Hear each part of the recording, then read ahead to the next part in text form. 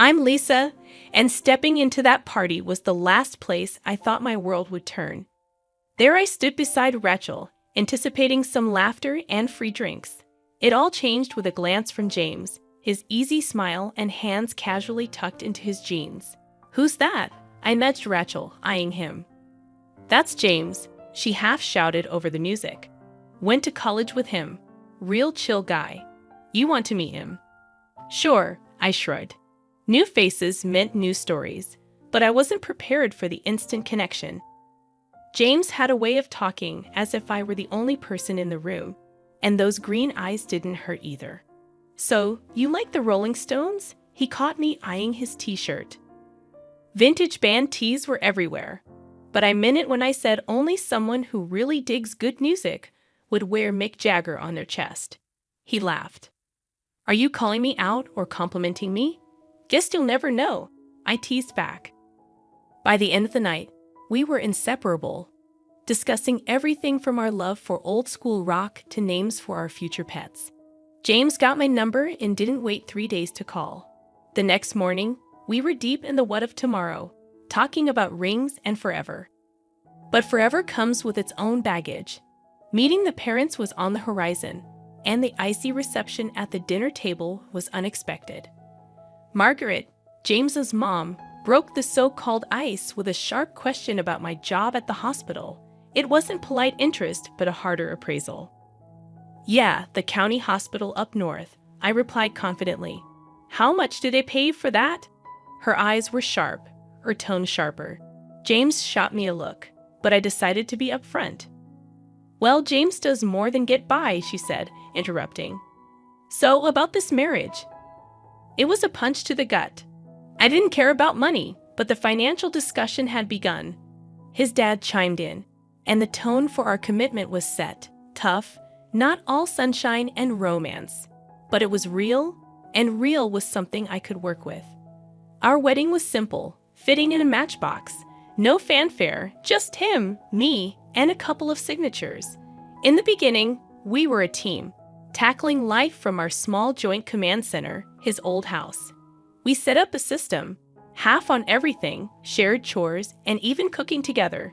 There was comfort in the routine, in knowing what to expect when we got home. But reality is a tough customer. 4 months down the line, the teamwork was taking hits. Excuses rolled in, bad days stringing together like a lousy pearl necklace. What was meant to be equal started to weigh heavy on my side. The shared life felt more like a solo gig. 2 weeks of slugging it out on my own, and I finally snapped. I wasn't one to make a fuss, but living like this was unbearable. I confronted James, who walked in with headphones on, oblivious to the mounting tension. "James," I blurted out, unable to hide the annoyance in my tone. "What happened to sharing the load?" He looked at me, genuinely confused or exceptionally skilled at acting. "What are you on about, Lisa?" he asked, pulling off his headphones. "I spent nearly an hour scraping your dried-up yogurt off the coffee table this morning. It's like living with a toddler," I complained. He just shrugged, a nonchalant gesture as if he didn't have a care in the world. "Chill out, will you? It's just a bit of a mess." "A bit of mess?" I called it quits. I stopped picking up his dirty socks, stopped doing his laundry. It was petty, but I was at my breaking point. Of course, that's when Margaret, his mother, decided to pop in unannounced. The perfect storm. "Look at this place," she said, her nose crinkling as if she found a rotten egg. I tried to keep cool, offered her tea, but she was on the warpath. "James, this is no way for a man to live," she said sternly, eyes fixed on me. "I didn't raise you to be living in a pigsty." I took a deep breath, trying to keep my voice steady. "Margaret, it's a 2-person job, and I've been doing it solo." "I'm not his maid. You're his wife," I retorted.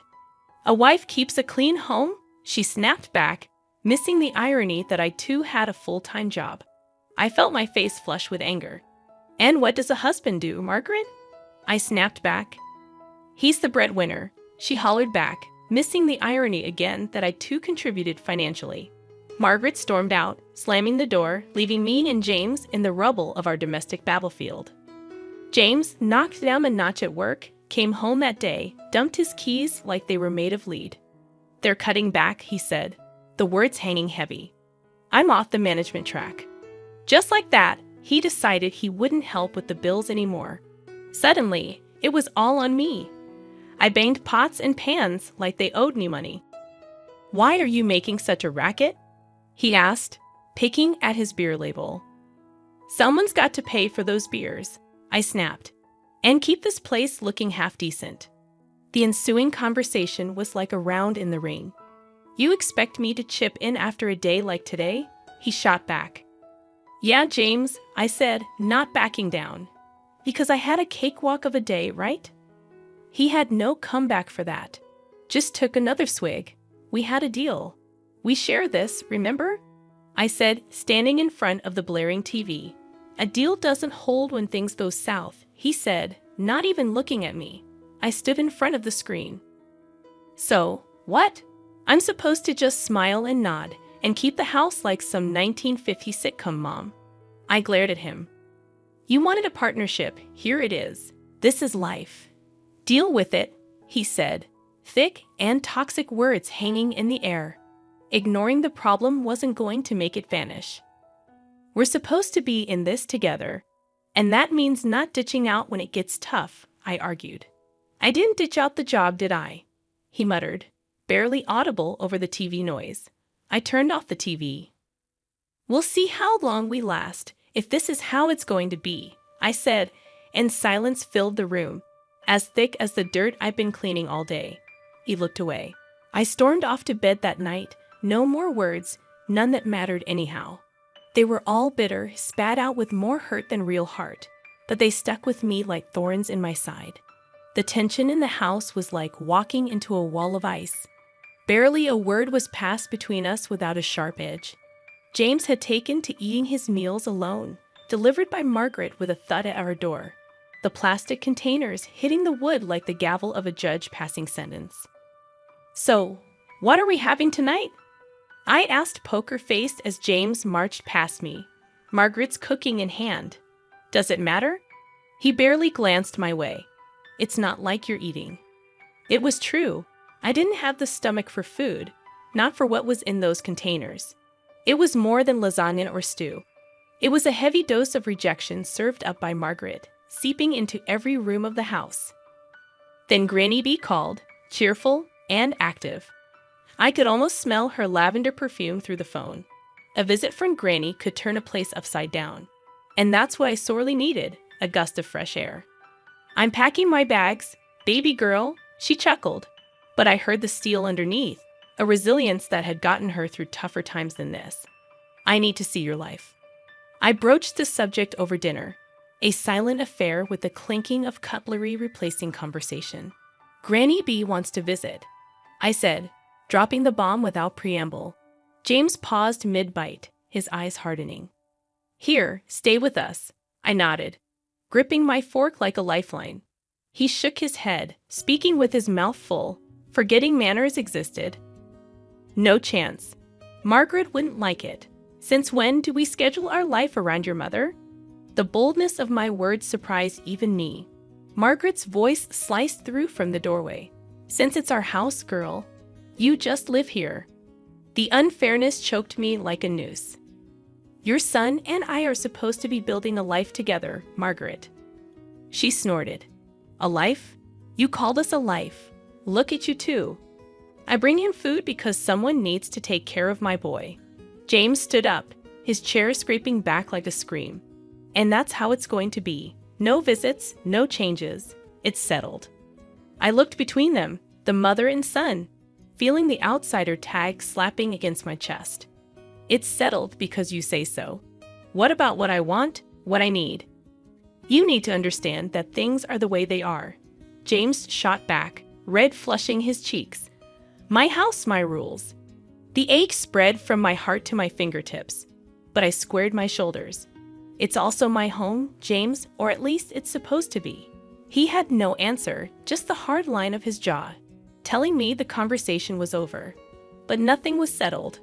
Granny B would come, somehow. I'd make sure of it. For the first time, I wanted the battleground. If they wouldn't budge, neither would I. there was fight in me yet, and the freeze in the house would need my fire to thaw it, whether they liked it or not.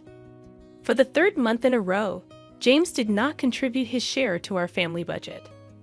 I was carrying everything, the house, the groceries, and even his damn beer. We had a fight, the last straw. James and I stood facing each other, our words sharp enough to slice through steel. The room felt smaller as the tension grew, air thick with resentment saved up from months of silent battles and unspoken words. "I don't want you as my wife," James said, his voice dripping with finality, signaling the end of everything. It didn't come out as a shout. That might have been better. A shout I could have responded to with fury. Instead, it was a low hiss, a deflating tire's last breath, leaving behind silence that echoed louder than any scream. "I don't want to be where I'm not wanted," I countered with as much steadiness as I could muster, despite the tremor within. He didn't stop me as I started to pack my bags. Each piece of clothing folded felt like a piece of the life we'd built being tucked away, rendered insignificant. I headed to the door, my suitcase a loyal companion trailing behind me. James was still standing in the center of the chaos, the eye of the storm that had hit us over and over until we'd broken into scattered pieces beyond collection. He didn't move, didn't try to stop me. The door closed with a click, much too gentle for the ending it represented. Outside, Granny B was in her old dependable car that smelled of leather and peppermint. Leaning over to open the passenger door, I heaved my suitcase into the back and slid in beside her without a word. "All set, dear?" Granny asked, her eyes soft but her voice strong, a rock in a swirling sea. "Yeah, I'm set," I mumbled, buckling the seatbelt over the hollow feeling in my chest. Granny B didn't start the car right away. "Heck of a fool," she said flatly, adding an expletive that would have made a sailor blush. I choked out a strange chuckle. "Well, it's true." She finally turned the key in the ignition, the engine rumbling to life reassuringly. "You're worth 10 of him, 15 even." She backed out, and we started towards the new apartment. I didn't reply. Instead, I leaned my head against the cool glass of the window, watching the landscape blur the same way my thoughts were a jumble of memories and pain. Granny B didn't push with questions or platitudes. She just drove, every now and then muttering something under her breath that sounded suspiciously like curses aimed at James. The cozy rented apartment was in a normal neighborhood, a place where you could blend in and lick your wounds in peace. As Granny hauled my bag out of the car with surprising strength, I unlocked the door to the unknown. "Well," Granny said, clapping her hands together, "time to rebuild, kiddo. You've got a life to claim, and that sorry excuse for a man to forget." I nodded, feeling the very first flutter of something like hope in my chest. Breaking points, I realized, weren't just about endings. They were about beginnings too. Messy, painful, but real. First starts didn't erase the past, but they gave you a canvas to create something new, and maybe, just maybe, that was exactly what I needed. Granny B was sitting on my threadbare couch, her hands clasped over her knee, bouncing with what seemed like contained energy. Who knew that beneath that floral dress and the wrinkles was a woman with the heart of a Wall Street hustler? "So, you're telling me all the dough I sent you for your meds and stuff, you've been playing the market with it?" I stared at her in disbelief. Granny B chuckled and winked. "Honey, you think I'd let your hard-earned cash rot under a mattress? No way. I've been growing it bit by bit." It felt unreal. I crunched the divorce papers in my hand, knowing that what Granny B had just told me was going to flip the script in a major way. James and Margaret, the perfect couple from next door, agreed to meet us one last time, probably thinking they could offer me some friendly advice on starting over. Margaret opened the door with all fake smiles. "Well, if it isn't the soon-to-be single lady, come in. We were just talking about you." James sat at the dining table, smirking without a care in the world. "Good of you to come by. We need to talk about the neighborhood now that you'll probably be moving somewhere more, affordable." I clenched my jaw, but remembered Granny's news. "I needed this, actually, James. I won't be going anywhere," Granny B piped up. "She's got a juicy bit of news. Tell 'em, hun. I enjoyed the suspense, stretching their faces tight. Turns out, I got a little nest egg waiting for me. Granny's been smart with the money. James laughed harsh and loud. What, did you win the lottery or something, Granny P? Granny grinned, sharp as a tack. Better. I turned her spare change into a cool 2 million. The smiles fell off James and Margaret's faces like overripe fruit. 2 million. Margaret's voice came out strangled. Yep, and I don't plan to spend it on this neighborhood.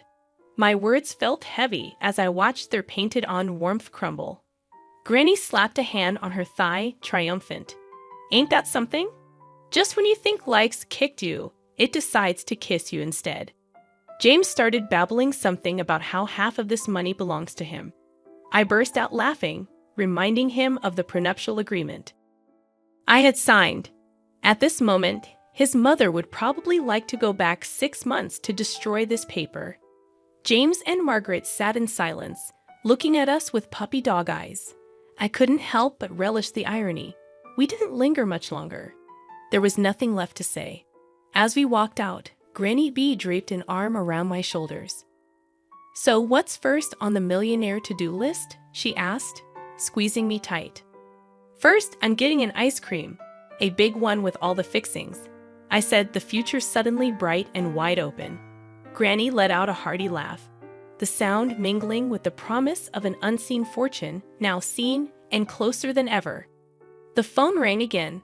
I was pretty sure it was James trying his luck once more, but this time it went straight to voicemail. I had stuff to sort out and no desire to entertain that mess. I heaved a sigh, looking around my cramped apartment cluttered with memories, too many of them pinned to James, and a shadow that loomed like a bad smell. Grandma, with her sharp eyes and a non-nonsense attitude, was right as rain. Why do you even keep that thing on? Grandma gestured at the phone with a scoff, busy shuffling through a pile of real estate listings. I shrugged and tossed the phone on the couch. Guess I'm too soft, squishy as an overripe tomato, she snorted. We need to get moving. I don't want James or his mama knocking on our door trying to weasel back into our lives when we've barely shucked him off. I know, Grams. Thanks. I flashed her a grateful look. So, where to? She slapped a listing onto the kitchen table. It was circled and bold. Here, 2 bedrooms, cleaner air, away from unwanted pests. I skimmed the details. Looks decent, Grams. Any pizza joints nearby. The next day dawned fresh. We were off, the apartment ad in hand, and a skipping grandma step. The listing agent met us at the property, all smiles and slicked back hair reeking of too much aftershave. Welcome, ladies. He extended his hand right at Grandma. She eyed it like it was a dead fish, but shook it all the same. Cut to the chase, hot shot. We're not here for pleasantries. I bit back a laugh as the agent's smile twitched. Of course, of course. He quickly unlocked the door. This way, please. The place was a gem compared to where we were. Good light, clean floors, and the air didn't hold any of James's cologne. Grandma handled it like she was born in a market stall. The price dropped, terms changed. By the time we walked out, the agent looked 2 inches shorter. The move went smooth. Neighbors were quick to say hi, a couple of them inviting us over for beers and a barbecue. They asked about my story, but I kept it simple. I was done letting my past hitch a ride. The new place shaped up nice. I continued to work as a nurse, and Grandma found her corner for knitting and gossiping with Mrs. Ham from next door, who had more sass packed in her tiny frame than anyone I'd ever met. One evening, I grabbed a pizza from the new joint, of course, and headed home. As I flipped open the box, the steam carried that cheesy aroma up, and I couldn't help but smile. So we settled in, me and Grandma, our little team. The taste of fresh starts and thick crust pizza in the air, laughter from the neighbor's yard spilling in through our open window, and a sense of peace finally making itself at home. James and his empty promises faded into the background noise, just like the buzz of the city we'd left behind. I was looking forward, and the view was pretty damn good.